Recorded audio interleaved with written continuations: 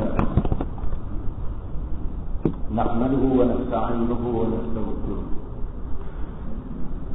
ونعوذ بالله من شرور أنفسنا ومن سيئات أعمالنا من يهده الله فلا مضل له ومن يضلل فلا هادي له أشهد أن لا إله إلا الله وحده لا شريك له وأشهد أن محمدا عبده ورسوله أما بعد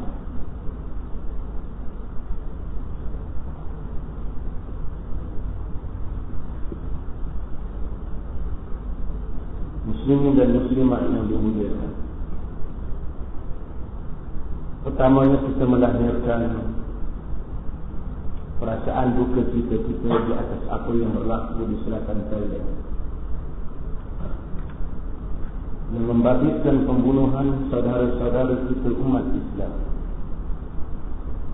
Ia lebih bermakna daripada perhubungan antara satu orang dengan bangsa, bukan disebabkan kerana yang berada di selatan Thailand itu Melayu, tetapi yang mengguris hati kita kerana mereka adalah kaum muslimin dan mereka dibunuh di dalam rumah ibadat mereka, di dalam masjid yang mana Islam apabila ia berperang, ia tidak membunuh pendeta-pendeta yang berada di tempat ibadat mereka. Pembunuhan yang berlaku di selatan Thailand adalah ciri daripada pembunuhan terhadap umat Islam di seluruh dunia. Sungguh malang bagi sebuah agama yang pengikutnya, penganutnya kedua terbesar di dunia ini, tetapi ia menjadi suatu bangsa, suatu agama, menjadi suatu kelompok penganut yang darahnya paling murah di kurun. Setiap kali adanya pembunuhan terhadap orang Islam, dunia barangkali sekadar memohon kemaafan biasa, kerana yang dibunuh itu adalah orang Islam. Entah berapa banyak pertubuhan di peringkat antarabangsa yang berperanan untuk menjaga kepupusan haiwan-haiwan tertentu, mengambil tindakan di peringkat mahkamah dan seumpamanya memberi tekanan kepada kerajaan negeri-negeri tertentu, negara-negara tertentu yang tak memelihara beberapa jenis spesies haiwan. Haiwan lebih berharga daripada kaum muslimin dalam sebahagian keadaan. Tetapi apabila dibunuh orang Islam, dunia hadis paling tinggi kita mendengar bantahan-bantahan biasa. Ternyata bahawasanya tidak mungkin boleh dibela orang Islam melainkan orang Islam sendiri. Selatan Thailand, wilayah Patani adalah wilayah umat Islam. Daripada Patani lahirnya beberapa tokoh Melayu Islam, lahirnya beberapa tokoh agama yang sedikit sebanyak memberikan sumbangan kepada perkembangan Islam bagi dunia Nusantara, seperti Syekh Daud Patani dan seumpamanya. Mereka memberikan sumbangan mereka. Patani menjadi pusat berkembangnya tempat-tempat pengajian Islam dengan kadar-kadar tertentu yang ada, tetapi ia membantu berkembangnya Islam dan dipertahankan keras-keras pengajian Islam. Wilayah ini telah berada di bawah kerajaan Buddha, Siam, Thailand. Demikian para fuqaha seperti yang saya telah sebutkan memberikan penegasan bahawa kewajipan untuk memelihara tanah air Islam supaya jangan jatuh ke tangan kufar. Apabila ia jatuh, ia akan diperlakukan seperti mana yang berlaku. 2 minggu yang lalu saya berada di Singapura.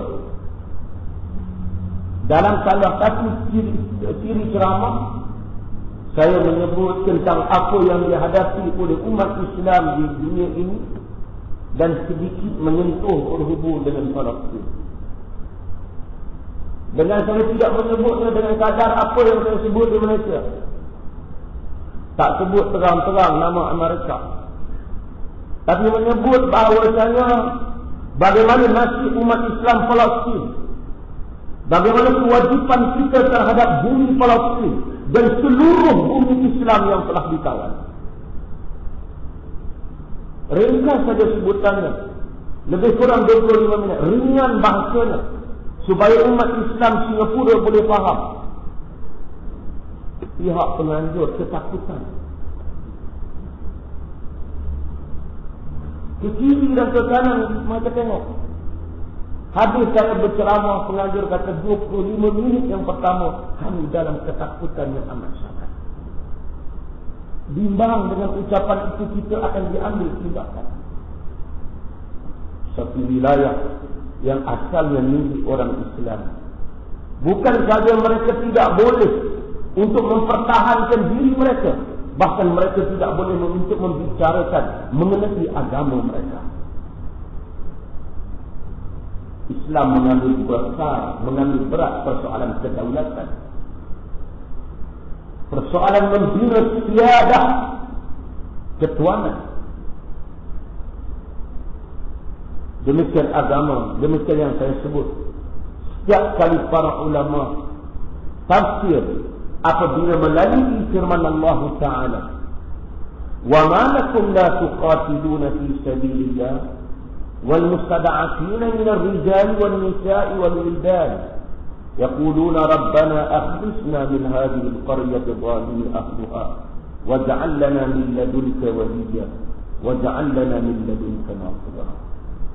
Mengapa kamu tidak berperang pada jalan Allah, sedangkan orang-orang yang ditindas di kalangan lelaki dan wanita dan kanak-kanak, mereka menyatakan, wahai Tuhan kami, keluarkanlah kami daripada negeri yang penduduknya melakukan kezaliman kepada kami. Wahai Tuhan kami, jadikanlah untuk kami dari sisimu penolong dan jadikanlah untuk kami dari sisimu pelindung. Kata Al-Ghaffar. Demikian kata Al-Qurtubi. Maka kalau sekiranya tanah air Islam diserang, wajib mereka itu melakukan nafru'an, iaitu keluar beramai-ramai mempertahankan tanah air Islam daripada serangan kufar. Jika ia tidak mampu dilakukan, hendaklah dilakukan oleh saudara-saudara kaum muslimin mereka yang berada berhampiran dengan mereka. Jika ia tidak boleh dilakukan, hendaklah dilakukan oleh seluruh umat Islam demi mempertahankan wilayah dan tanah air Islam. Ukhuwah Islamiyah yang besar. Malangnya banyak tanah air dan bumi Islam jatuh, seperti selatan Thailand. Jika ada para ulama yang ia membangkang, ataupun ada tokohnya yang muncul dan masyhur, dia akan hilang di Thailand. Hilang tanpa tahu di mana kuburnya, menjadi tanda tanya siapa yang membunuhnya. Sehinggalah apabila berlakunya kematian kepada peguam muslim yang membela mereka-mereka yang dituduh sebagai terlibat dengan jamaah Islamiyah, sehingga kerajaan Thailand akhirnya mengakui. Maka keadaan ini menimbulkan perasaan marah yang begitu lama dipendamkan dalam hati dan perasaan mereka. Berlaku kebangkitan-kebangkitan yang mungkin sebahagian kita boleh menyatakan, sebahagian pengulas menyatakan tidak bijak dan seumpamanya kerana berlaku sekian-sekian. Saya wallahu ta'ala a'lam. Sama saja dengan peristiwa di Iraq dan seumpamanya. Kita orang yang tidak berada di medan selalu mengulas lebih daripada orang yang berada di medan. Kita memperkatakan perjuangan orang yang mengorbankan darah dan nyawanya sambil kita minum dan makan, sedangkan mereka sedang menghadapi maut untuk menentukan antara hidup dan mati.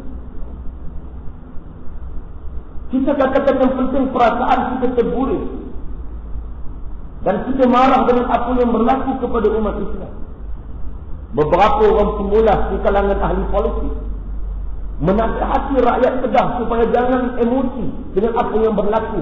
Itu adalah pergolakan politik yang bukan di dalam negara kita. Ternyata sempadan geografi telah memusnahkan hubungan ukhuwah Islamiyah. Kita terguling dan kita emosi. Seolah kita bertindak ataupun tidak, itu cerita kemudian. Tetapi emosi dan perasaan kita bangkit kerana yang dibunuh itu saudara Muslim kita. Ini adalah perasaan. Tidak memberi makna seorang Muslim ini hidup jika agamanya tergadai. Sebab itu saya selalu menyebut apa yang disebutkan oleh Sayyidina Abu Bakar Siddiq radhiyallahu anhu. Apabila berlakunya gerakan kumpulan yang enggan membayar zakat, mereka enggan membayar zakat, dan Abu Bakar baru saja naik berkuasa dan ada kumpulan yang murtad.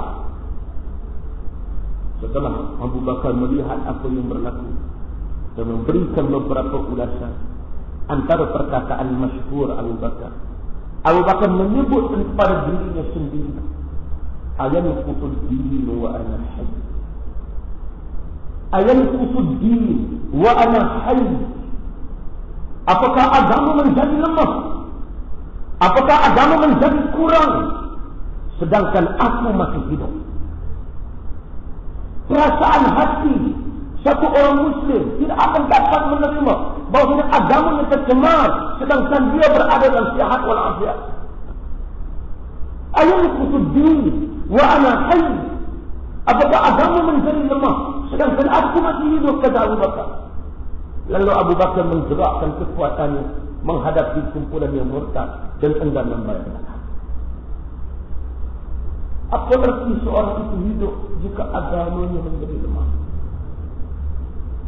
Apa artinya hidup jika manusia berada dalam nilai kehinaan? Demikian apa yang dihadapi oleh umat Islam. Kita nak fahamkan kepada mereka yang mengulas peristiwa ini. Kita tidak menyertai mereka. Kita juga akan mati seperti rakyat Patani mati. Kulluna sayamut fakhtar kaifa tamut. Semua kita akan mati.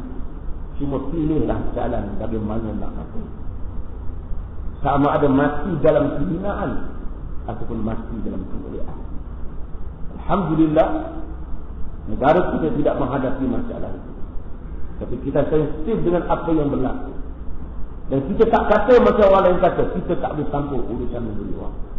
Kita kata, di mana saja adanya umat Islam, di situ ada perasaan hati nurani kita dan kesediaan kita untuk mempertahankan mereka. Mudah-mudahan Allah Subhanahu wa taala merahmati. Dan inilah yang berlaku. Allah Taala memenangkan Abu Bakar Siddiq radhiyallahu anhu disebabkan kejayaan yang memenuhi syarat-syarat. Apabila para ulama tafsir melalui surah Al-Maidah yang memperkatakan berhubung dengan orang yang murtad dari kalangan daripada agama, ya ayyuhallazina amanu man yartadda minkum an dinihi fasawfa ya'ti Allahu biqaumin yuhibbuhum wa yuhibbuna azillatin 'alal mu'minina 'izzatin 'alal kafirin yujahiduna fi sabilillah wa la yakhafuna lawmata laim ذلك فضل الله يؤتيه من يشاء والله واسع عليم إنما وليكم الله ورسوله والذين آمنوا الذين يقيمون الصلاة ويؤتون الزكاة وهم راكعون ومن يتولى الله ورسوله والذين آمنوا فإن حزب الله هم الغالبون. Wahai orang-orang yang beriman, jika ada orang yang murtad di kalangan kamu daripada agama, maka Allah akan mendatangkan satu kuat. Bila ada orang terkeluar daripada agama, orang Islam tak mau pada agama, kita tak akan dapat membela agama ini, melainkan munculnya puak yang disebut dalam surah Al-Maidah, yaitu firman Allah Ta'ala, maka Allah akan mendatangkan dengan satu kaum yuhibbuhum wa yuhibbuna. Allah Ta'ala cintakan mereka, mereka cintakan Allah. Tuhan cintakan mereka dengan sifat, ciri-ciri yang ada pada diri mereka. Berpegang pada kitab Allah, berpegang pada sunnah Rasulullah dengan kadar sehingga mereka dicintai oleh Allah. Dan mereka cintakan Allah. Merendah diri dengan orang mukmin, bersama dengan kaum muslimin rendah diri, menunjukkan kekuatan dengan orang kafir. Ini yang tak ada dalam dunia Islam. Yang ada keras dengan orang mukmin, tunjukkan kekuatan dengan orang mukmin, tunjukkan rendah diri dengan orang kafir. Inilah para pemerintah Arab. Wakil Arab Saudi di Amerika menyatakan kalau sekiranya Amerika mau, Arab Saudi boleh membuka kilang penapis minyaknya di Amerika bagi mengubah hati Washington. Kenyataan yang terbaru duka cita. Saya dengar satu diskusi dalam Al Jazeera apabila kerajaan Jordan heboh mengenai beberapa bahan letupan yang dijumpai, yang dikatakan boleh membuka negaranya, yang dijumpai pada beberapa orang pemuda yang dikatakan menyertai gerakan pengganas. Salah seorang penulis yang menulis buku Al-Irhab Walidu Nasr Qur'ani Am Tughyan Siyasi, maksudnya keganasan itu anak kelahiran nas Quran ataupun anak kelahiran kejahatan politik. Buku yang ditulis oleh satu orang penulis Arab. Dia turut hadir dalam diskusi itu. Dia menyatakan ketika Arab membincangkan beberapa peluru bom yang dijumpai dalam negerinya, seolah-olah telah terbuka dunia Arab, mereka melupai nuklear Israel yang bersedia menghancurkan negaranya. Ketika ada beberapa orang pemuda yang dianggap ganas, dan kita tidak menyokong keganasan yang dianggap ganas, pemimpin Arab tidak memberikan laluan untuk berunding dengan mereka. Dalam masa yang sama mereka berunding dengan Israel yang membunuh ribuan Arab. Katanya, inilah nilai yang mereka letakkan. Sebab itu Allah menyatakan, kalau nak dimenangkan, nak mengembalikan orang kepada Islam, mestilah golongan rendah diri dengan orang mukmin, tunjukkan kekuatan dengan orang kafir. Berjihad pada jalan Allah dan tak takut celaan orang-orang yang mencela. Demikian itu kurniaan Allah kepada sesiapa yang dikehendaki. Sesungguhnya Allah luas kehendak kurniaannya. Sesungguhnya wali kamu, pelindung kamu, tempat kamu meletakkan walak ketaatan setiap Allah, Rasulnya dan orang beriman yang mendirikan sembahyang, yang mengeluarkan zakat. Mereka rokok bersama dengan orang yang rokok. Sesiapa yang berwalakkan, memberikan taksiat, ketaatan, kecintaan kepada Allah, Rasulnya dan orang beriman, mereka itulah Hizbullah. Mereka itulah Hizbullah. Lubnan menamakan dia Hizbullah. Jadi Quran telah menamakan Hizbullah sebelum itu. Bukan Hizbullah Lubnan, itu Hizbullah yang Allah sebut, yaitu kelompok Allah, golongan Allah. Mereka lah golongan Allah, dan golongan Allah lah yang akan mencapai kemenangan. Inilah nas dalam Al-Quran. Masalah ini tak akan dapat diubati sehingga pelaksanaan dalam surah Al-Ma'idah ini ditunaikan oleh kita semua. Itu sebagai satu mukadimah kita hadap melalui masalah dan masa depan umat Islam. Saya selalu memberikan sedikit mukadimah seperti ini supaya tak nak kita duduk dengan kitab ni, kita tak ambil berat apa yang berlaku di kalangan umat Islam sehingga mereka terjadi apa yang kita lihat. Masih lagi kita dalam kitab Mu'alladatil Mariyah, kitab menziarahi orang sakit.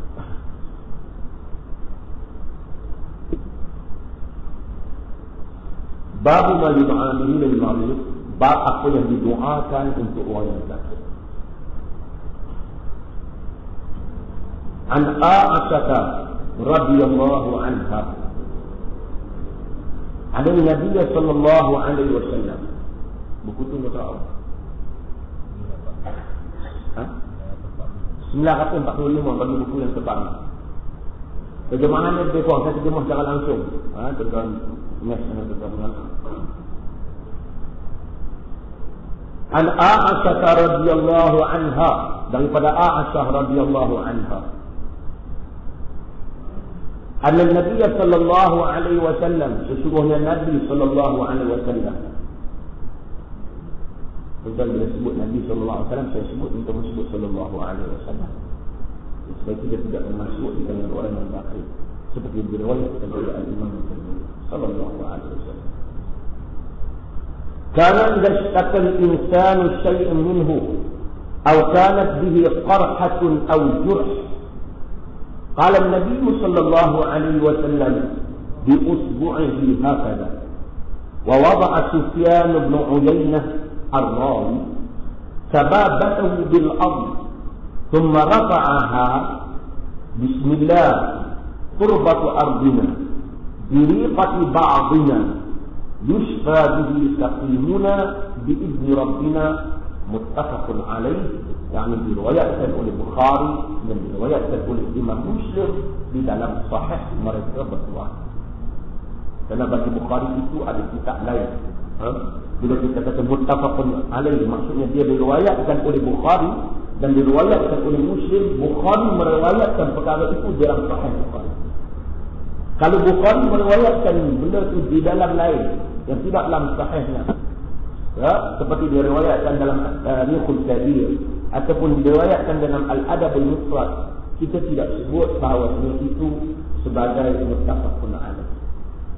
Kita maksudkan muttafaqun alaih apabila berlaku periwayatan itu di dalam Bukhari dan di dalam Muslim, hadisnya sama ataupun hampir sama. Sama ataupun hampir sama. Maka kita katakan ia diriwayatkan oleh muttafaqun alaih, diittifaq olehnya oleh dua orang syaikhan, iaitu Syekh Al-Bukhari, iaitu Bukhari dan Muslim. Kalau sahabat, kita sebut syaikhan di kalangan sahabat, kita maksudkan Abu Bakar dan Umar. Kalau kita sebut di kalangan sahabat, qala syaikhan, di kalangan sahabat iaitu ma fa'alahu syaikhan, apa yang dibuat oleh dua orang syekh, satu syekh, dua syaikhan.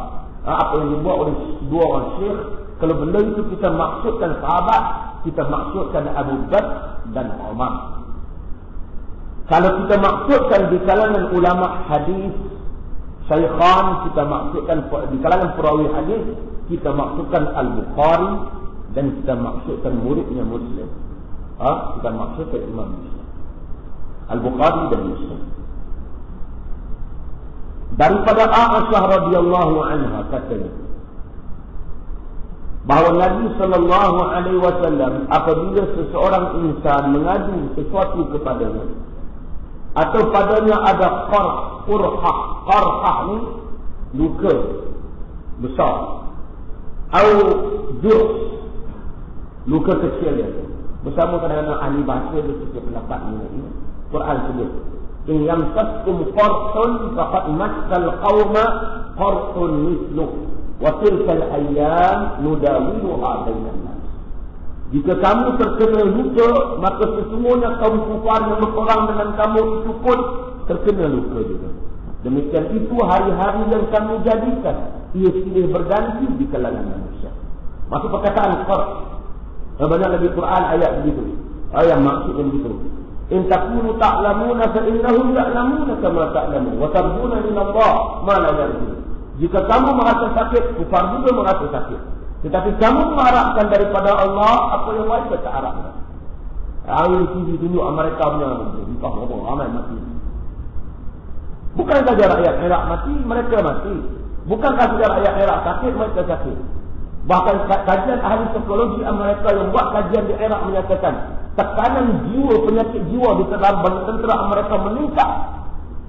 Ketakutan yang dijangka sehingga mereka pulang ke Amerika pun perasaan ketakutan itu tak dapat dibuang. Akan menghantui mereka, menjadi trauma dalam hidup mereka. Saban hari melihat sahabat-sahabat mereka dikeliling, dibunuh. Yang keluar belum tentu balik, mati dalam keadaan yang menakutkan. Sedangkan dalam masa yang sama, tingkat semangat rakyat Iraq untuk membunuh tentera Amerika meningkat. Peperangan demikian. Quran bahkan kalau kita berpegang dengan Quran lebih jauh lebih hebat daripada itu. Allah mengatakan kalau kamu merasa sakit, sesungguhnya mereka merasa sakit. Tetapi kamu mengharapkan daripada Allah apa yang mereka itu tidak harapkan. Dalam ayat yang saya baca sebelum itu, jika kamu cedera, luka, mereka juga luka. Dan demikian itu hadis-hadis yang telah kami jadikan silih berganti di kalangan manusia. Nabi SAW apabila ada orang tersebut, qala Nabi bi usbu'ihi hakada. Nabi ambil begini jarinya, kemudian wa wada'a Sufyan bin Uyainah. Sufyan bin Uyainah rawi hadis. Sufyan ini di kalangan tabi'in. Ulama salaf yang besar yang meninggal pada tahun 198 Hijrah. Sufyan bin Uyainah. Sufyan bin Uyainah meriwayatkan hadis ini. Kata Sufyan bin Uyainah,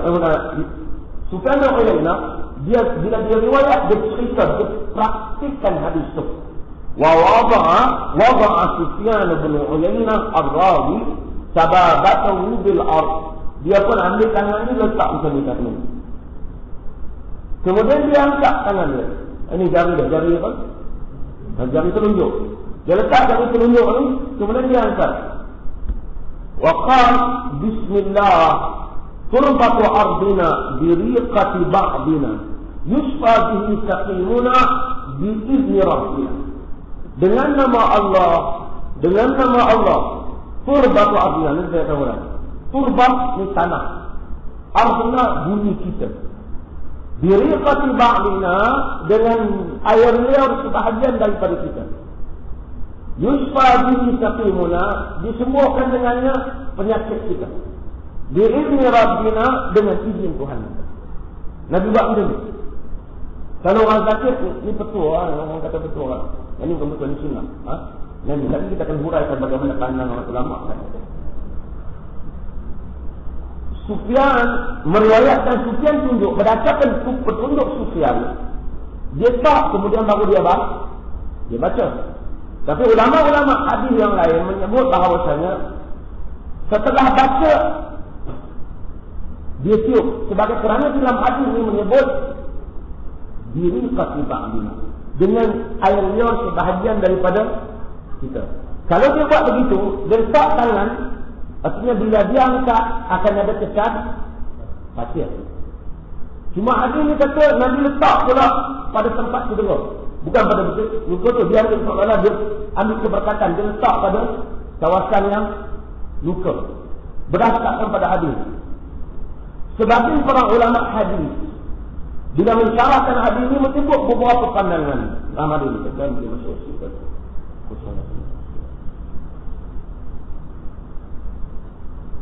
Boleh.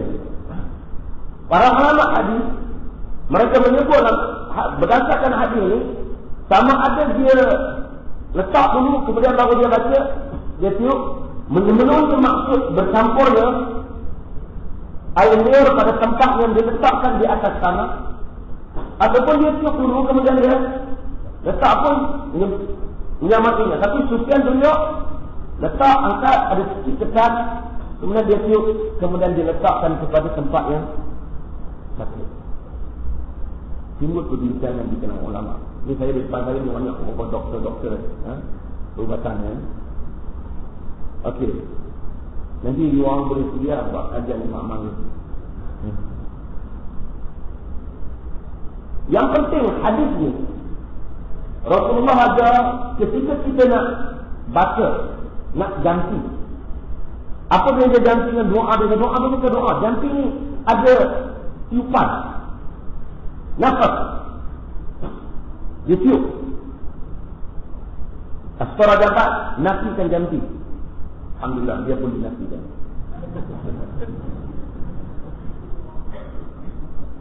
Apa nama? Ganti ada. Ganti ini sunnah dalam hadis sunnah. Kata Imam Nawawi ketika mensyarahkan Sahih Muslim bahawa ganti mustahab. Barang siapa yang mampu, mustahab, disunatkan. Siapa yang tahu cara ganti dengan peraturan-peraturan ganti yang kita sebutkan, dia mustahab. Bahkan Nabi kata, man istata'a yanfa'a akhahu man yanfa'. Siapa yang mampu untuk memberi manfaat pada saudaranya, bagi manfaat, tak ada masalah.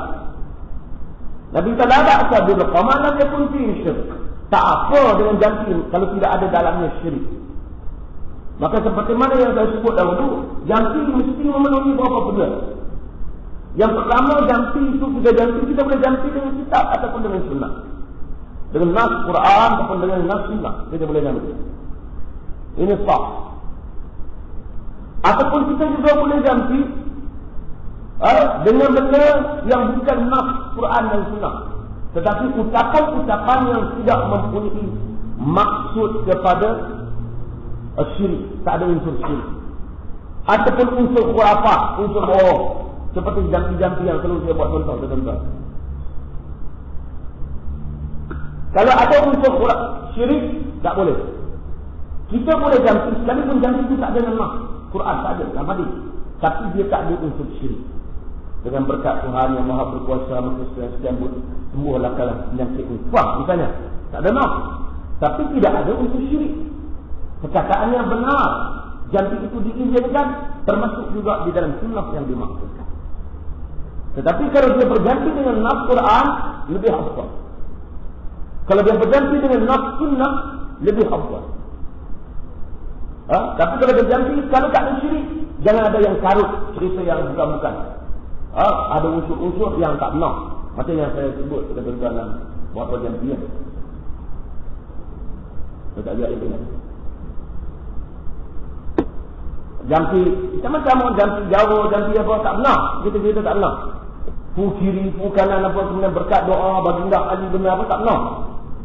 Ataupun jampi kekasih yang saya sebut, Pinang, siwaning bulan, kembang bunga, sekuntum manis, bistri manis, bismadi pun manis, semut mengiring di bibir mulut bulan purnama di mukaku. Hai maknanya engkau melihat wajahku seperti Nabi Allah Yusuf dan mendengar suaraku seperti Nabi Allah Daud dengan berkat doa la ilaha illallah Muhammadur Rasulullah.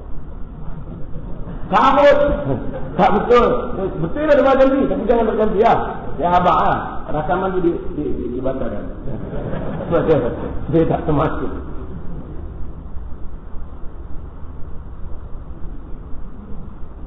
Khurafat, syirik ni tak boleh.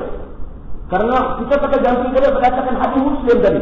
Ya ridu alayya ruqakum la ba'sa birruqa. Malam itu isu. Bentangkan kepada kamu jampi kamu tak apa dengan jampi. Kalau tidak ada padanya syirik dengan Nabi menjawab persoalan yang dikemukakan berhubung dengan jampi mereka semasa jahiliyah. Kami dahulu masa dia dah jampi, bagaimana sekarang masuk Islam kita tengok jampi kamu pun tak ada syirik. Maksudnya apa saja ucapan dalam jampi yang tak ada unsur syirik, tak ada unsur khurafat, tak ada unsur yang menyalahi, itu full Islam. Tak apa. Dan berikutnya kita disyaratkan dalam jampi kena faham maksudnya. Kerana Quran tak apa, kita tahu semuanya baik dan sunnah baik. Yang afdal kita faham kerana kekuatan orang yang jampi itu bergantung kepada akidahnya dan bergantung sejauh mana dia memahami apa yang dia doakan kepada Allah Subhanahu Wa Taala. Kalau dia nak jampi bahasa Jerman, dia mesti tahu bahasa Jerman maksud apa. Dibimbangi nanti bila dia jampi mengandungi unsur yang salah, sedangkan dia tidak tahu. Dia tidak tahu. Dan orang yang menjampi pun semua budak yang tepat, yang betul. Semua ini adalah sebab musabab. Tetapi musabbibul asbab yang menjadi sebab segala-galanya ialah Allah Subhanahu Wa Taala. Tidak ada sesuatu yang memberi kesan di atas muka bumi ini tanpa izin dan kehendak Allah Subhanahu Wa Taala. Sebahagian jampi-jampi itu ditunjuk ajar oleh Nabi Sallallahu Alaihi Wasallam. Maka dakwaan orang yang menyatakan jampi ini semua khurafat ialah dakwaan yang salah. Dan dakwaan orang yang semua nak menjampi juga, sehingga semua jampi itu tak apa. Sakit kita baca doa, nanti akan disebut lagi hadis-hadis dalam bab yang banyak. Kita boleh sebut. Bila kita sakit, kita boleh baca doa. Baca jampi yang diajar oleh Nabi. Cuma kita jangan ulu, jangan melampau lebih daripada yang patut. Kadang-kadang bila kita kata jampi, dia bukan mesti berhubung dengan syaitan, bukan mesti. Bukan mesti maksudnya kita kena jampi kerana ada hantu di situ. Orang Melayu hantu raya, hantu semua. Macam-macam dia lantik jin. Jin lantik daripada pelakon hingga kepada dia lantik supaya jadi hantu raya, hantu macam-macam. Jin ataupun syaitan bukan semesti bila nak jampi kerana penyakit itu berpunca daripada jin ataupun syaitan, bukan mesti. Kemungkinan ia adalah penyakit biasa, tapi berkat doa, mustajab doa kita kepada Allah Subhanahu Wa Taala, maka sembuh. Dan bila kita sebut perubatan Islam, ia bukan bermaksud jampi. Ini saya nak kena bersihkan. Kerana orang bila kata, saya pergi belajar perubatan Islam, jampi. Seolah-olah Islam ni berubatnya jampi ya. Segala perubatan yang canggih hari ini, semuanya diiktiraf oleh Islam. Tak boleh kita katakan, hak tu tak Islam, hak ni Islam. Semuanya di bawah perubatan yang diizinkan oleh syarak. Semuanya Islam, selagi memenuhi syarat-syarat Islam. Syarat-syarat yang dikendaki oleh syarak. Ini orang yang belajar kedokteran, mereka juga dapat pahala lebih kadang-kadang daripada orang yang menjampi, kerana memberi manfaat pada orang lain. Karena tujuannya memberi manfaat. Bila dia mampu memberi manfaat, maka mereka dapat pahala. Jangan kita kata, saya pergi belajar perubatan Islam. Bila buka buku perubatan Islam, daripada awal sampai habis, jampi. Tak betul. Semuanya perubatan Islam. Bahkan kadang-kadang sebahagian daripada buku berhubung dengan perubatan Islam, dimasukkan unsur yang Islam minhu bari. Islam tak kena menggunakan dia. Betul macam yang saya sebut. Sebahagian orang sebut, dalam Islam dia galakkan kita makan kismeh supaya kita sedih. Tak ada nak. Tak ada nak. Siapa yang nak makan, dia makan. Ada beberapa bukti kajian menunjukkan makanan itu membantu perkembangan otak. Itu bukti kajian. Ada pun nak Nabi, tak ada. Kalau bukti itu benar, tak ada apa Islam menerimanya. Tapi tak ada pula Nabi suruh makan kismeh jampi untuk berjaya. Kalau baca buku tak, menang berjaya dengan makan kismeh. Mustahil. Kalau kita menanggal di sunnah, kita menanggal dia sebut. Anak orang Islam kadang-kadang dia macam tu. Bila nak pressure, kita nak minum lagi. Kita bagi minum seperti drum. Tak ada dia apa. Kalau tak ada suku. Malulah kalau kita pergi minum air setengah drum. Dapat 4 tim. Yang bukan Muslim, tak minum air drum, buat sunnah yang Tuhan suruh. Baca buku dengan betul, dia dapat minum. Yang Tuhan suruh kau tak buat. Buat yang itu kemudian bertawakal kepada Allah Ta'ala. Dan tak ada satu jampi nak bagi orang selit, belum ada. Kita yang ada semua baru jampi penyakit. Kalau ada jampi orang boleh selit, Nabi jampi. Semua bagi sahabat dia selit. Mesti kita nak orang selit. Buktinya kadang-kadang yang jampi supaya selit, dia sendiri tak selit. Entah berapa banyak bomoh-bomoh di Kedah yang jampi untuk anak orang boleh selesa, anak dia 4 kali dah tak lulus. Contohnya yang saya ini kita kena buang orang Melayu kena untuk kapal. Dan juga jangan kita khurafatkan. Kadang-kadang yang bukan yang saya sebut makan bok. Dia pergi mengaji Pakistan, bukanlah salah mengaji Pakistan ni. Dia mengaji Mesir. Mengaji apa dia buat balik bok. Bok ni memang tahan lama kan, bungkus dengan lepas. Dia orang nak buat balik, takut kena sekian, dia bungkus dengan kertas yang aluminium. Buat balik. Dia jual kat jalan masjid dia. Dia katanya perubatan Nabi. Dia lupa Nabi tak makan tak. Semua orang tahu. Bila Nabi perubatan Nabi, Nabi tak makan tak. Balik Nabi dia dah makan. Wajah Nabi tak makan. Wajah punya tu kata Nabi perubatan lawyer. Dia tidak haram, kata Nabi tak suka. Bila Nabi makan tak. Macam-macam. Ini semua jangan disandar. Dia punya pengalamannya tak ada. Ada berapa nak macam kurma ada. Hubung tengah sehat. Ada berapa nak yang lain. Ada pun yang lain daripada itu kita terima kalau sekalian dapat dibuktikan ilmu saja. Dan kadang-kadang bila mari kita orang pergi belajar jantung yang ada dalam nak dia wulu, dia melampau. Ini kita kena elok. Tengok ada masuk. Kena tu. Kena jin. Sakit perut kena jin. Pening kepala kena jin. Orang kampung. Pergi tak terkomok. Semua jin buat. Jin tension. Dia selalu dituduh dengan benda-benda yang bukan-bukan. Kadang-kadang dia tak buat, dia tuduh juga. Kita bila aku terlibat. Aku terlibat tu pun. Ini melampau. Jadi saya nak sebut masalah jambi ni. Saya nak mukadimah pada tulisan bagi jelas. Kita jambi tapi jangan melampau. Bomoh ni sebenarnya dia tak tahu yang lain.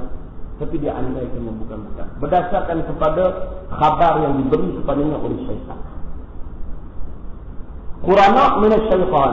Bila dia pergi, satu orang datang, jumpa dia. Dia tengok. Bomoh dia tengok. Dia tak tahu tentang orang ni. Tetapi bagi setiap kita ada kari, ada syaitan yang sama dengan kita, yang menghasut kita melakukan benda yang salah. Bomoh, bila dia bersahabat dengan syaitan juga, jin ini akan ambil information daripada kari, maklumat daripada kari. Dia akan tanya, hidung Pak Arifah dia pergi mana? Di belakang rumah dia ada siapa? Siapa yang buat sihir ni? Kadang-kadang syaitan ini, bahkan dalam banyak keadaan syaitan ini bohong syaitan ni bagi maklumat. Lalu dia tuduh. Dia kata apa benda yang boleh aku tuduh? Syaitan kata ni, aku punya tokai tanya ni kenapa? Kerana syaitan ni, seperti mana saya beritahu kepada tuan-tuan, syaitan ni dia bukan boleh kita pergi jumpa kat jalan. Jin, dia ikut aku pergi rumah. Aku nak ajak kau tolong aku berubat. Tak ada, tak boleh. Dia mesti melalui proses. Proses itu mesti ambil jin itu untuk berkhidmat dengan dia. Melalui beberapa cara. Kebanyakan cara ini adalah cara sihir. Seperti membaca ayat Quran bagi salah, sebalik. Sihir yang tertinggi tidak Quran. Ataupun dia buat benda yang syirik yang dia sangka agama. Perasak sirih malam Jumaat. Dia letak malam Jumaat, orang Melayu bila sebut malam Jumaat, semua kira okey. Kalau kita rekod pun kena pada malam Jumaat. Dia tirukan malam Jumaat. Ataupun kau puasa sekian hari, itu jin. Semua khurafat itu nanti datang, jin akan sudi khidmat kepada dia sebagai ganjaran kepada khurafat dia. Ataupun syirik dia. Ataupun dia mempunyai janji mentera yang dia janji memanggil ketua kabilah jin. Kerana bagi jin ada ketua kabilah dia. Kabilah sekian, kabilah sekian, kabilah sekian. Bangsa yang banyak. Ketua kabilah ni akan memaksa salah satu daripada jin ini pergi berkhidmat kepada dia. Maka dia biasanya khidmat dengan cara terpaksa. Bukan kerana takut pada orang tu, tapi takut kepada dia punya bos. Kerana jin ada sistem dia sendiri, dia boleh tangkap orang ni juga yang tak taat kepada ketua dia. Maka sebab itu ketika dia berkhidmat, dia akan dalam keadaan benci. Di dalam keadaan benci, walau di samping dia buat apa yang tuan disuruh, dia juga akan mengganggu ketenteraman keluarga berkenaan dengan cara ganggu keluarga ni, sihirkan di sana, di sini berlaku cerita syaitan dan seumpamanya. Apabila dia mati, maka dia buat ganggu. Ganggu itu orang Melayu panggil sebagai sakar. Semua adalah tindak balas daripada jin ini, yang mana dia tidak puas hati dengan tuan dia ni, ataupun kadang-kadang dia puas hati, dia rasa tuan dia dah mati, dia nak cari orang yang baru untuk dia boleh mempengaruhi, sudah terus melakukan kerja syirik.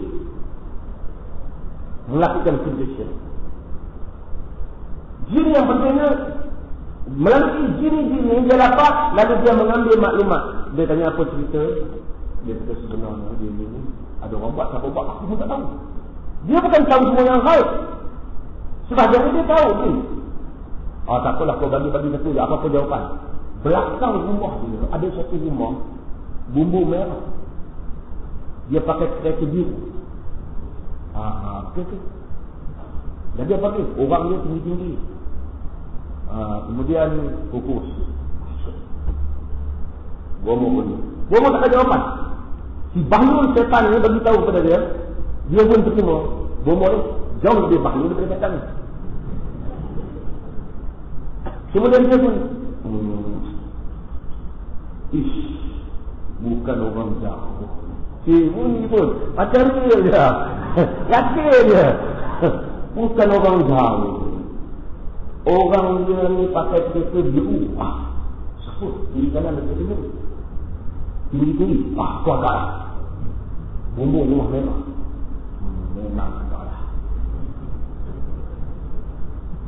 Betul lah. Lalu timbulkan pemusuhan. Itu kerja syaitan. Kerana syaitan kerjanya menimbulkan pemusuhan. Yang pergi berubah ni, jauh lebih bahaya daripada bomoh dan syaitan. Tuan terima dia perkataan saya ni. Tahan dia sudah. Jauh lebih bahaya daripada bomoh dan syaitan. Kerana dia kemudiannya akan kata, ini kalau tak benar macam mana bomoh beritahu? Tuduh dia tu betul. Memang ada orang merah. Memang ada kereta biru. Memang ada tinggi-tinggi. Kenapa bomoh beritahu? Dia tak tahu bomoh mempunyai kebenaran syaitan. Syaitan mempunyai bomoh. Dan demikianlah semua orang bergaduh. Ini bukan orang jauh. Dia tak tahu. Dia datang ke rumah. Satu orang datang ke rumah.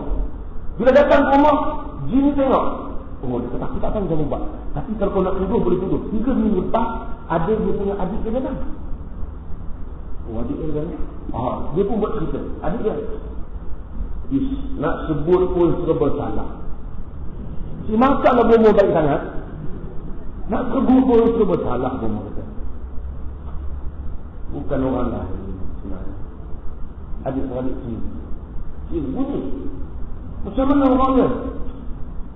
Ada tak adik-adik yang datang lebih konsisten? Datang sekian-sekian waktu. Betul dengan maklumat syaitan bagi. Oh, dia kata tak sangka. Adik yang kita sayang buat kat kita. Syaitan menimbulkan permusuhan. Kalau orang tanya kita, ada tak kadang-kadang syaitan itu memberikan khabar yang benar? Saya kata kadang-kadang ada. Supaya tak bolehlah semua bohong. Kan? Nampak sangat bohong. Sekali-sekala dia umpan yang benar. Bohong dapat kalau yang benar, tuduh benar. Sekali-sekala pun tidak bohong. Tuan-tuan, tidak muncul bohong bagi satu kampung, melainkan penyakit pun muncul di semua lainnya. Ambil ni kaedah penting. Tidak muncul bohong, melainkan muncul macam-macam penyakit. Pasal, bila satu orang belajar bohong, dia belajar dengan syaitan, syaitan mesti nak memperlakukan sasaran. Apa dia buat? Dia pergi ganggu keluarga umum sana.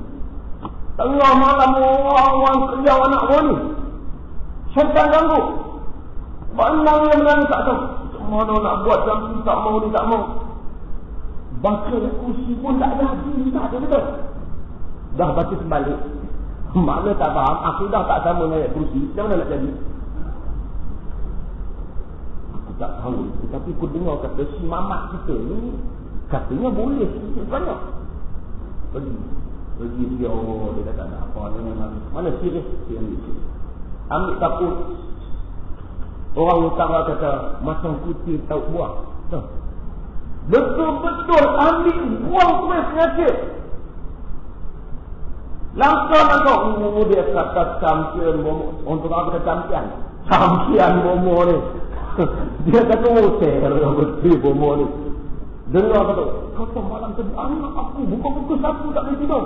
Aku pergi kat mamak kita tak sangka. 5 minit tu sikit 5 minit 10 minit duduk 2-3 malam. Anak si kamu sebelah pula kena. Kena. Aku dengar cerita anak tu kena baru ni pergi kat mamak ni. Pergi kata masyhurlah bomoh dengan jin yang buat kerja tu. Saya beritahu. Kaedah ini digunakan supaya kita tidak menjerumus khurafat. Maka dengan itu saya kata bila kita nak ganti, nak apa, bila kita tergantung pak-pak pun boleh, tetapi jangan melampau. Jangan melampaui batas.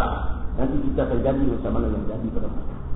Bila orang kena, sama kita doa saja, kita kata dos kita tengok mereka. Kalau ternyata syaitan dan seumpamanya, akan pada itu kita tengok. Ada dengan awal-awal lagi, mesti hantu raya. Tak ada hantu raya. Hantu baru sudah raya ada. Maka kata dia, lalu dia dalam bacaan itu Bismillah dengan nama Allah. Tuan-tuan saya dah sebut dahulu. Perkataan Bismillah dengan nama Allah ataupun Bismillah. Di sini Bismillah. Kalau dia sebut Bismillahirrahmanirrahim, kita Bismillahirrahmanirrahim. Dia sebut Bismillah. Bismillah dengan nama Allah. Kita tahu dari segi struktur ayat, perkataan Bismillah, ayatnya tidak lengkap. Dengan gelas yang berwarna cerah, tak lengkap. Dengan pen yang berwarna hitam, tak lengkap. Tapi kalau saya kata dengan pen yang berwarna hitam, saya menulis perkataan itu, ayat lengkap. Dengan nama Allah yang pengasih dan penyayang umpamanya ayat tidak lengkap.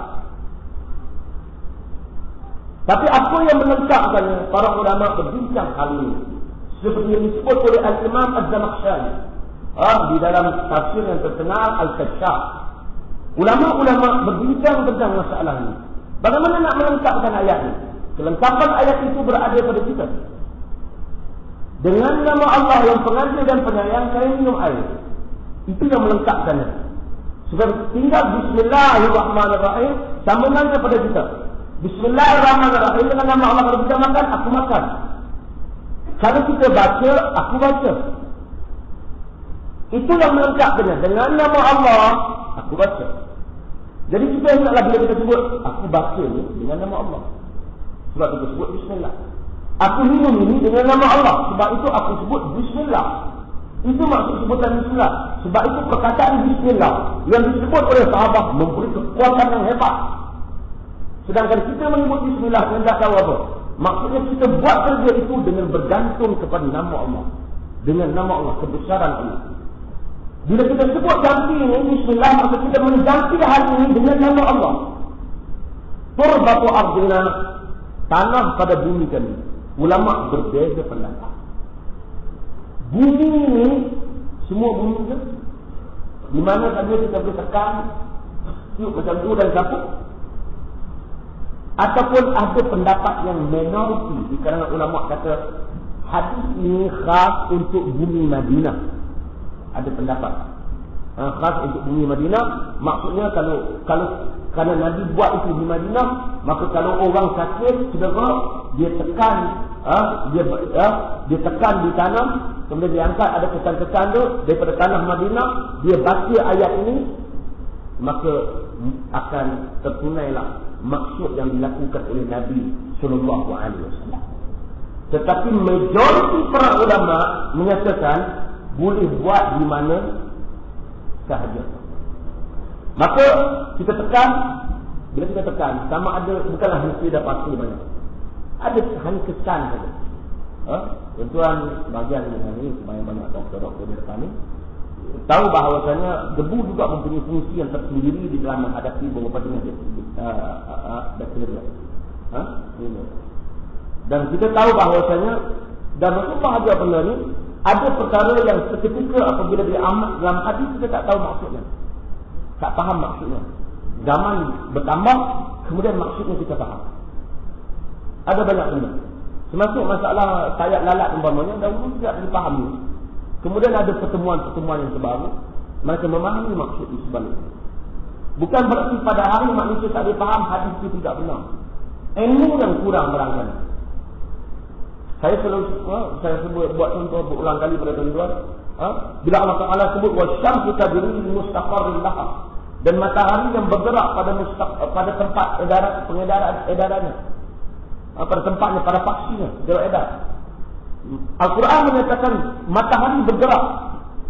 Pada masa awal apabila di pertemuan menyatakan yang bergerak ini adalah bumi bergerak mengelilingi matahari, maka sebahagian para ulama begitu cepat menafikan Quran dengan cara yang baik. Dia kata sebenarnya memanglah bumi yang bergerak, bukan matahari yang bergerak. Tapi Quran terpaksa kata bumi matahari bergerak kalau orang Arab nampak macam matahari bergerak. Itu menafikan kebenaran Quran. Seolah-olah Quran berbohong hal ini. Semata-mata untuk mengambil hati orang Arab. Sebahagian pula menyatakan itulah kita tak boleh percaya pada sains. Sains ini bohong. Tetapi bila perkembangan orang dah berlaku, orang tahu dah, memang semua objek yang ada di cakrawala dia bergerak. Tidak semestinya apabila Quran menceritakan matahari bergerak, dia tidak menafikan bumi bergerak mengelilingi matahari. Tetapi dia sedang menceritakan matahari bergerak pada pastinya. Jangan apabila satu nas kita tidak faham dengan kesingkatan, kerana ada banyak perkara dalam sains, dalam perubatan ini belum final. Maka ketika itu kita menafikan benda yang akhirnya telah jumpa kebenarannya, kita telah menafikan nas wahyu sebelum daripada tempoh. Ini perkara yang penting untuk kita ketahui. Melainkan perkara itu ternyata sukar diterima kebenarannya kerana nas tidak ada.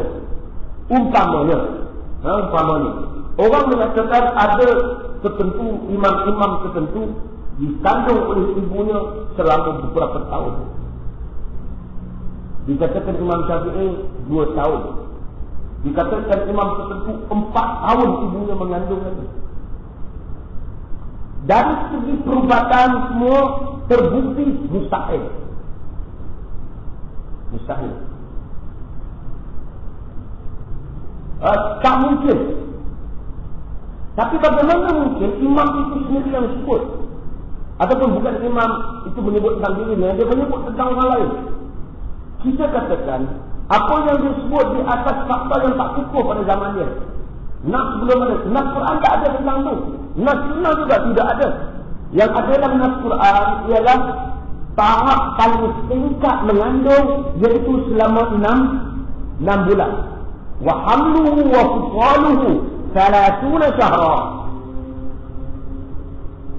Mengandung dan menyusu selama 30 bulan, menyusu selama 2 tahun 24 bulan, tahap mengandung paling singkat ialah 6 bulan. Adapun mengandung sampai 4 tahun, Quran tak pernah sebut, hadis tak pernah sebut. Ada buku ulama-ulama dulu sebut berdasarkan ada perempuan rasa aku mengandung. Dulu kan tak ada test mengandung. Dia rasa dia mengandung. Lepas pada tu dia mengandung. Sebenarnya dia belum mengandung. Sampai 4 tahun barulah dia lahirkan anak. Lalu dia kata sebenarnya aku dah mengandung 4 tahun lepas. Sebenarnya itu hamil kadzab. Maksudnya mengandung yang bohong. Bukan dia bohong, dia sangka dia mengandung. Dia tak mengandung. Dia mula mengandung 9 bulan lepas. Lalu sebahagian ahli para ulama mengambil cakap macam ni memasukkan tahap mengandung ada 4 tahun, ada 5 tahun, sampai ada 7 tahun. Kesannya buruk. Bagi kita, apa kesannya? Kalau satu orang perempuan, kematian suaminya, setelah 7 tahun mati suami, lahirkan anak. Dia kata, ini dengan suami yang 7 tahun itu mati. Apa kata kita? Ini menjadi masalah. Kita kata walaupun disebut dalam nas fuqaha, dalam kitab-kitab mereka, kita tak terima nasnya. Dengan kita tidak menyalahkan mereka. Mereka bercakap berdasarkan kepada kadar pengetahuan pada zaman mereka. Kita yang tahu ini lebih kerana berlaku perkembangan sains dan teknologi. Lalu terbukti secara perubatannya, terbukti dari kita iktiraf yang ini. Kita kata itu mempunyai kesan sampingan yang bahaya. Kita kata pendapat itu tak boleh diterima. Kalau mari satu orang tengok-tengok tak kahwin, dah meninggalkan suami dia, 4 tahun lepas tiba-tiba dia mengandung, kita tanya anak mana? Anak dengan suami lepas, masam dengan anak-anak zaman dulu 4 tahun dia pun mengandung. Kita tak terima. Kita tak terima. Maka dengan itu kita kata, yang kita tak nafi ialah nas Quran dan Sunnah. Kalau ada cerita-cerita yang pelik, tapi dalam buku-buku fuqaha, kita kata itu bukan nas Quran dan Sunnah. Boleh jadi mereka betul, boleh jadi mereka tersilap. Dengan mereka bukan sengaja nak silap. Dengan mereka tak sengaja nak silap, tapi tersilap dia. Bukan yang bila kita kata beriman dengan kitab, kita masukkan Quran. Bukan masuk semua kitab yang ditulis. Yang tu orang Melayu panggil kitab. Kitab ni Arab panggil kitab Melaka. Buku Arab tak panggil al-buku, dia panggil al-kitab. Jadi kitab. Orang Melayu kalau agama dia panggil kitab. Kalau biasa dia panggil buku, dengan dia bezakan istilah. Sebenarnya kata itu Arab dengan Melayu je. Kalau Melayu Arab, buku apa pun kitab lah. Yang kita maksudkan al-kitab ialah Quran. Itu kita buat kitab. Yang lain daripada itu terlepas kepada kita. Diri khati ba'lina bermaksud ketika kita menggunakan kaedah dan ini, kita basahkan jari kita dengan air liur. Maksudnya dia ada air liur. Dengan bercampur dengan tanah. Kemudian yusfa bihi taqimuna, dengannya disembuhkan penyakit kami biizni Rabbina, dengan izin Tuhan kami. Kalau kita cedera, tak ada apa ubat pada kita. Semua ada ubat, kita tekan, kita buanglah kalau tempat yang bersih, kita buang. Kita baca tadi, kemudian kita tiup, kemudian kita sakit. Dia ajar dan mak. Dia tak suruh ambil pasti bola muka. Isyaratkan, kabarkan sebagai berkat, seperti yang diajar di dalam. Ada beberapa banyak benda akal kita tak faham Nabi buat, kita beriman dengan Nabi sallallahu alaihi wasallam. Hari ini ada orang buat kajian berhubung dengan sifat air.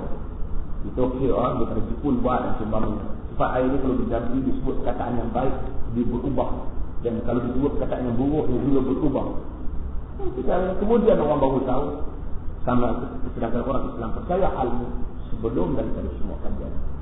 Dengan bergantung bahawa kita tidak mengetahui yang gaib ini semuanya dalam pengetahuan Allah Subhanahu wa taala dan apa yang disalurkan kepada Rasulnya sallallahu alaihi wasallam.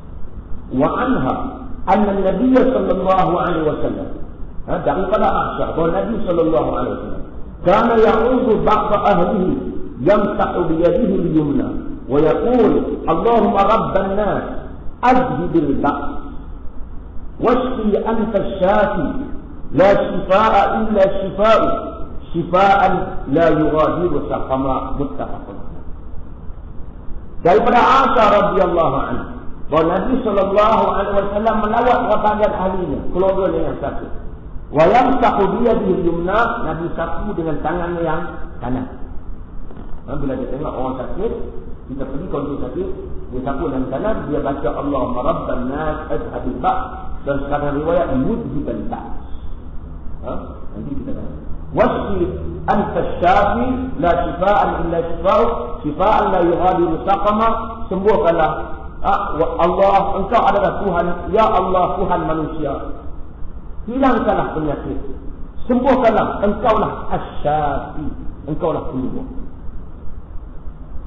Sebab kita kata menyembuh Allah Ta'ala. Sebab saya kurang minat selawat syifa. Segalanya seolah mengambil maksud tak jelas siapa yang menyembuhkan. Apakah Nabi yang menyembuhkan atau apa yang menyembuhkan dalam perkataan. Seperti saya katakan yang kita sebut kan, selawat syifa itu sebenarnya tidak ada dalam hadis. Tak nak rasa dia berfikir lah, tak saya larang. Tengoklah macam mana.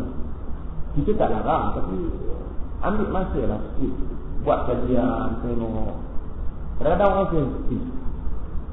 Saya tak larang, tak apa. Hak dia nak baca, mungkin dia sangka macam lain, kita faham macam lain, mungkin dia betul, mungkin kita betul. Macam juga bacaan maulid ini, berjanji baca. Tapi alangkah baiknya, di samping nak baca, sedikit berfikir atau melihat makna-makna yang terkandung di dalamnya. Mungkin betul, mungkin tak betul, kita kena tengok. Umpamanya dalam Ja'far Bardali katakan bahawasanya pada malam kelahiran Nabi, semua unta-unta bercakap dalam bahasa Arab yang fasih. Saya ingat pada malam tu Abu Lahab kalau dengar pun dia terkejut.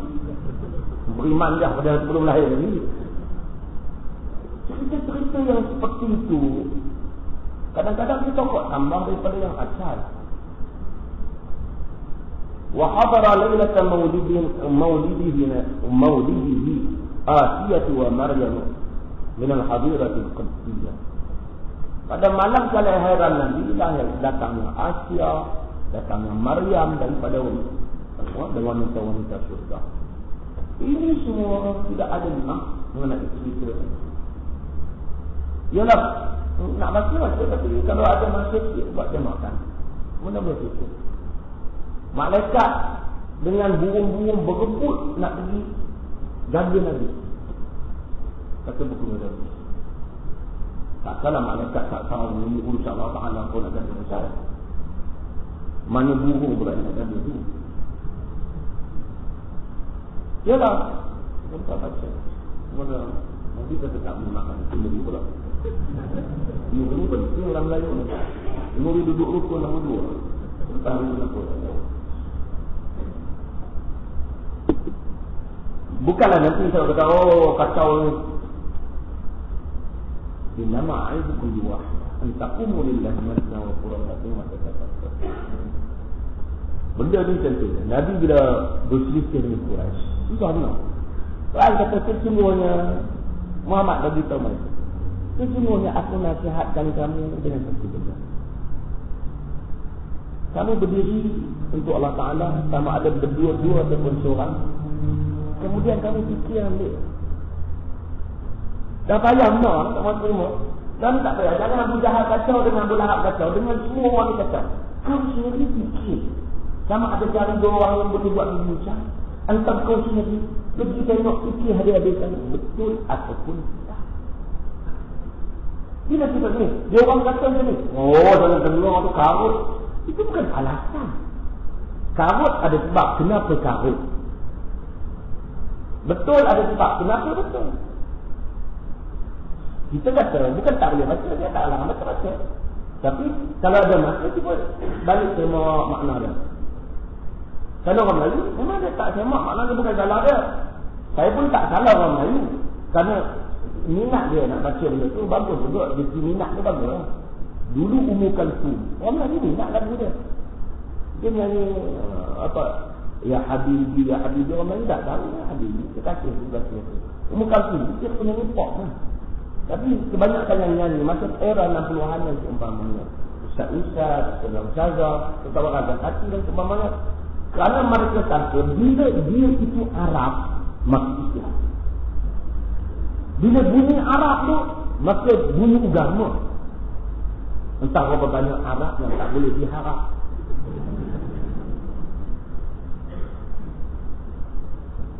Ya, kalau dia sangka agama kita pun tak salah kan dia. Lalu dia banyak elemen-elemen benda tu masuk dalam masyarakat Melayu dengan sangkaan baik dia. Lalu dia baca benda-benda yang kadang-kadang dari segi Arabnya pun tak betul, dari segi apa unsur-unsur tak betul. Bila datang unsur-unsur macam berjanji, bagus dari secara nilaian keseluruhannya, banyaklah masalah untuk dia juga. Banyak cerita-cerita yang betul, banyak cerita-cerita yang manfaat. Tapi ada beberapa tempat yang mungkin kita boleh tengok orang Melayu baca. Abtadi'ul imla'a bismizzatil 'aliyah. Kita tanya dia tak tahu. Sebenarnya bukan kau. Kata berjanji, aku mulakan karanganku ini dengan nama zat yang maha tinggi. Bukan tahu mula dia. Tapi bila kita pergi, kalau kita orang Arab, faham Arab, oh rupanya buku berjanji ni untuk imam kita yang karang. Macam apa? Bila Tok Imam karang dia kata? Bila saya tak tahu. Nanti Imam kata, aku mengatakan karangan itu. Bila dia kata? Itulah maksud Abtadi'ullah Bismillahirrahmanirrahim. Kerana dia tak memulakan Qala Ja'far Badari, dia terus sebut dari dia. Saya tak mahu kata Imam bagus. Tapi saya kata bahawasanya Tok Imam tak salah. Tapi mungkin kalau ada masa selain daripada masa tahlil sendiri, masa apa, kalau ada ruang-ruang sendiri, baca makna berjanji. Kalau nampak, itu memaksud itu. Okey, jangan ikut kita punya kata. Kalau tengok betul juga yang dia kata, mungkin boleh dipikirkan semua. Ini tidak ada paksaan. Walaupun kita tak bicara demokrasi, biarlah berjalan. Kata dia, dan sembuhkanlah, engkaulah yang penyembuh. La shifa'an illa shifa'u. Tidak ada yang menyembuh melainkan engkau. Syifa' la yughadiru saqama. Sembuhan yang tidak lagi meninggalkan. Caranya bukan pil. Berdasarkan hadis ini, Nabi sapu. Sambil sapu baca. Kita pergi tengok kepada Allah sakit dah. Allah kata nak apa. Kita pun pergi dan sapu dia. Allahumma rabbana mulki bil ba' ataupun azbil ba' ishfi anta syafi la shifaa illa shifaa shifaa la yughadiru saqama. Pertama menunaikan sunnah Nabi, kemudian memberi manfaat kepada saudara kita yang Muslim. Memberi manfaat kepada saudara kita yang Muslim. Wah, sunnah Nabi. Tak payah sewa bumi. Wa an Anas radhiyallahu anhu, daripada Anas radhiyallahu anhu, annahu qala li Thabit rahimahullah, katanya li Thabit rahimahullah, ala arqika bi ru'yati Rasulullah sallallahu alaihi wasallam. Tak maukah engkau aku menjanji engkau dengan janji Rasulullah sallallahu alaihi wasallam? Maksudnya Nabi juga berjanji. Sebab itu saya kata, jangan berlaku kegelojohan. Yang kita tahu, janji mengarut. Kita kata janji tak takut. Kalau yang mengarut tu takut. Kemungkinan dia janji. Kalau orang datang kita, saya sakit. Boleh tak janji, oh saya tak mahu lah, ini semua khurafat. Tak tu. Ini adalah nak. Ada nak. Tidakkah kamu mau aku ajar aku jampi engkau dengan jampi Rasulullah? Qala bala. Dia menyatakan bahkan. Kata dia, Allahumma rabban nas. Mudhibal ba'as. Ishfi anta syafi. La shifa'an. Ishfi anta syafi. La syafiya illa anta. Macam tadi juga tapi dia tambah. La syafiya illa anta. Shifa'an la yughadiru saqama. Di sini, tadi dia kata ayat itu boleh sapu. Sekarang jampi. Artinya kalau kita tak mau sapu, kita jampi. Jampinya maksud kita tiup. Kita baca Allahumma rabban nas. Baca macam tadi pun tak apa. Kerana ini berbeza di sudut rawi saja. Periwayatan maksudnya sama. Allahumma rabban nas mudhibal ba's ishfi anta syafi la syafiya illa anta shifaan la yughadiru saqama. Kita tiup pada tempat sakit. Tiup. Kita sendiri buat. Tiup pada tempat sakit. Berdasarkan hadis yang diriwayatkan oleh Bukhari. Kalau kita malas nak tiup, kita pergi hospital tak tiup. Orang sejak nak untuk tengok kita meniup-niup kan. Sambil kita pergi, kita pegang tempat sakit ni, kita sapu, kita baca. Kalau dia beri Allah, kita tolonglah, kita ganti sikit kita pun mari. Kita pun baca, kita tiup. Mudah-mudahan. Termasuk anak kita sakit di tengah malam. Isteri kita sakit. Siapa-siapa yang sakit. Datang kita diajar. Hari ini kita buat sebagai monumen sunnah Nabi sallallahu alaihi wasallam. Monumen sunnah Nabi sallallahu alaihi wasallam. Wa an Sa'd bin Abi Waqqas radhiyallahu anhu qala adani Rasulullah sallallahu alaihi wasallam faqala Allahumma shfi Sa'da Allahumma shfi Sa'da rawahu Muslim. Ini lebih dekat. Ada kata Sa'ad bin Abi Waqqas, hadis ini asalnya panjang. Dia menyatakan Rasulullah melawat aku. Bila dia melawat, aku tengok dia kata Allah mesti Sa'ada, Allah mesti Sa'ada. Ya Allah sembuhkanlah Sa'ad, ya Allah sembuhkanlah Sa'ad. Habis sangat kita tak tahu kita tengok orang sakit. Kita tengok ya Allah sembuhlah, ya Allah sembuhkanlah Sa'ad. Ya Allah. Juga doa. Kita orang Melayu kurang doa. Kadang-kadang Arab bab tu dia bagus, walaupun ada yang tak berharap. Tapi banyak yang bagus. Juga yang tak berharap pemimpin Arab. Pemimpin Arab yang paling tak berharap. Ya, alhamdulillah banyak orang Arab boleh harap. Masih ada orang yang boleh harap. Kita doa kadang-kadang kita buat salah dan Allah mengampuni. Allah mengampuni. Allah ya Allah Taala bagi hidayah. Barakallahu fi Tuhan berkat. Banyak doa. Dan kita pun disuruh doa kepada orang. Jazakallahu khair. Allah Taala bagi kepada kau kebaikan. Jangan ini semua dan minta kita melawat orang kita. Ya Allah berilah dia semua. Mudah-mudahan insya-Allah ini soalnya. Ini hadis ini dan kita akan ada banyak lagi hadis-hadis berhubung dengan janji-janji Nabi sallallahu alaihi wasallam yang akan kita baca pada kuliah yang akan datang. Wallahu taala a'lam bishawab.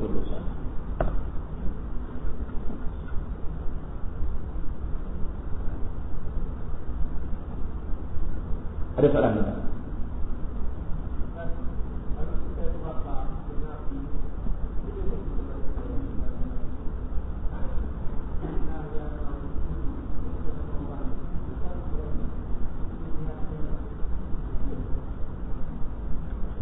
Jangan.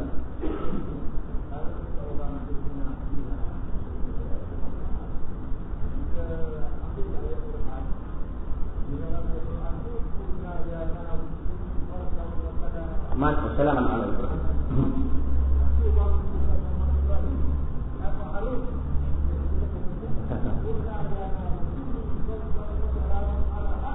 Satu.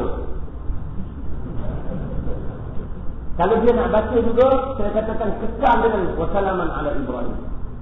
Pasal itu nafs ayat Quran. Bukan perkataan itu seolah-olah kita kata wahai akhi. Apa? Jadilah engkau sejuk dan berilah keselamatan kepada Ibrahim. Perintah Allah pada hati. Kalau kita perintah hati tak jadi. Cuma kita mengambil keberkatan daripada ayat, kita baca, kita tiup pada orang yang kena api, termasuk dalam arti kata janji yang tidak dalam nafs, tetapi tidak bertentangan dengan syarak. Ataupun ada dalam nafs Quran tapi tak disebut oleh Nabi supaya kita janji demikian, kita petik daripada nafs Quran tapi tidak bertentangan dengan syarak. Boleh dibaca tentang bertentangan dengan syarak. Tapi jangan ubah ayat Quran. Timbul perbincangan di kalangan para ulama.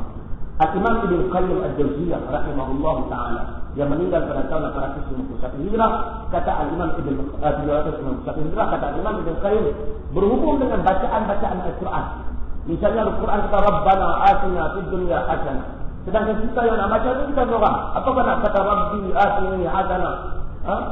Kita seorang. Sedangkan Rabbana bermaksud wahai Tuhan kami. Kata Al-Imam Ibn Qayyim Al-Jawziyah bahawa dalam hal ini kita tak taubah. Kita kekalkan ayat Quran. Mengambil berkat kepada dia. Demikian dia ajar kita walaupun kita seorang, tapi kita baca seperti mana yang ada dalam Quran. Kita baca seperti mana yang ada dalam Al-Quran. Wallahu a'lam.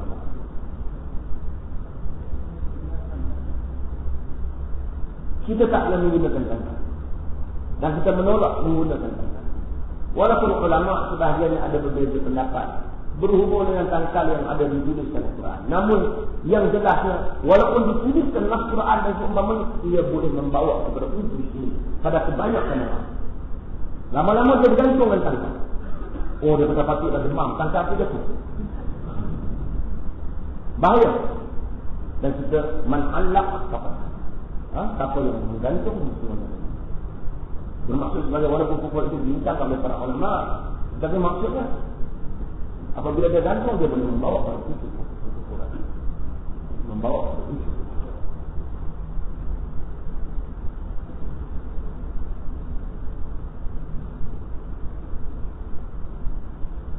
Mengenai berbagai macam semua mubarabah diadakan oleh ahli dan pelaburan, Allah mengharamkan riba dengan kaedah untuk mengenal riba. Ini satu muhadarah yang panjang berhubung dengan bagaimana nak mengenali riba dan apa itu riba. Dan yang pentingnya kita sebut kerana berhubung dengan pelaburan. Saya selalu sebut berhubung dengan pelaburan ini, yang penting ialah hendaklah keuntungan itu jangan berdasarkan kepada kadar pelaburan. Diambil daripada kadar pelaburan, tapi hendaklah diambil daripada kadar keuntungan yang sebenar. Kita masukkan 10,000 dalam satu pelaburan ataupun dia namakan apa-apa saja, kita untung tetap. Kalau kau masuk 10,000, sebulan kau akan dapat 100. Setahun kau akan dapat 1,000 ataupun 1,200. 1,200. Kalau dia berdasarkan kepada apa pun, yang penting jangan takut. Bubur 10,000 itu akan dapat. Itu dia anak riba. Karena dia berdasarkan kepada kadar yang kita bubur tu. Tapi kalau dia pelaburan, kita bubur 10,000, dia boleh menentukan peratus kita, tetapi berdasarkan pada keuntungan daripada perniagaan 10,000. Kalau perniagaan 10,000 itu untung sampai berlipat kali ganda, mungkin kita tak dapat 100, kita dapat 200.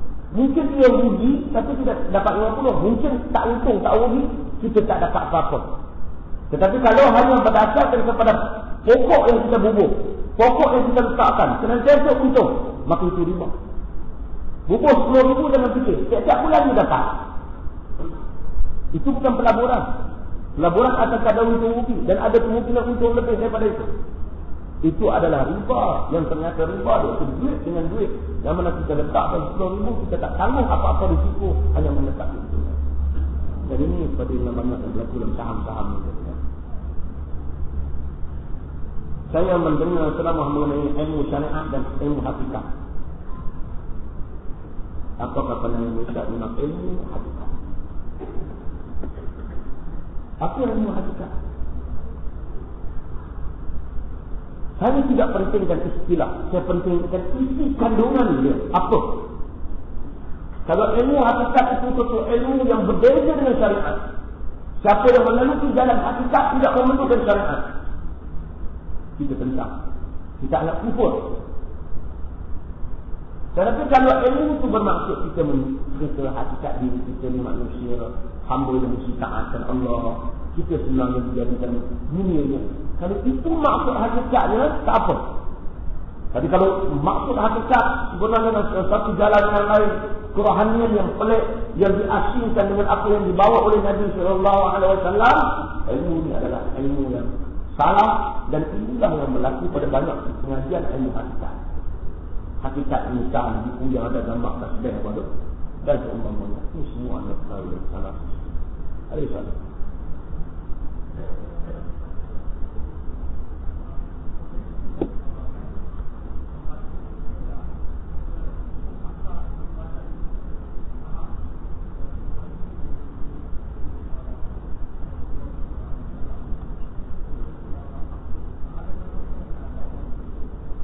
Kaedah ini diterima oleh ulama. Al-aslu fil ibadah mana? Al-hadar. Asal dalam ibadah ini dilarang. Ibadah dilarang asalnya. Melainkan dengan nak. Dengan nak. Kalau ibadat tak dilarang, kita boleh reka apa-apa juga ibadat. Itu yang menjadi pada agama-agama yang sesat. Kita kata tak boleh apa ibadat. Melainkan asalnya ibadat tak boleh pada Allah Ta'ala. Melainkan adanya nak daripada Quran ataupun Nabi SAW. Kalau kita kata asal daripada ibadat itu harus reka lah. Semayang 4 rakaat, semayang 7, semayang 12. Itu kau. Asalnya harus. Dan asalnya kau tak boleh semayang. Melainkan apa yang Nabi tunjuk. Melainkan apa yang Nabi ajar. Asalnya kau tak boleh buat ibadat. Aku nak buat korban hari Rabu sembelih ini. Tak boleh. Kenapa tidak ada? Kenapa Allah ibadat apa salahnya? Tak. Asal ibadat tidak lah. Tetapi asal di dalam muamalah diharuskan. Niagalah macam mana cara pun. Buatlah keuntungan macam mana. Benar. Jangan sampai bertentangan dengan syariat saja. Jangan sampai. Tapi dalam ibadat, no. Tak boleh. Melainkan ada dalil. Ada dalil menunjukkan dia boleh. Ataupun dia disuruh. Dalam muamalah boleh, melainkan ada dalil menunjukkan dia tak boleh. Niaga, sewa, menyewa, semua ni boleh, melainkan ada dalil menunjukkan dia tak boleh. Kalau tidak susah kita nak makan ayam hutan, nak kena cari dalil ayam hutan. Tambah ayam sama lagi payah. Okey, ini semua secara umum dan mudah-mudahan Allah Subhanahu Wa Taala berkati kita dan bagi itu ada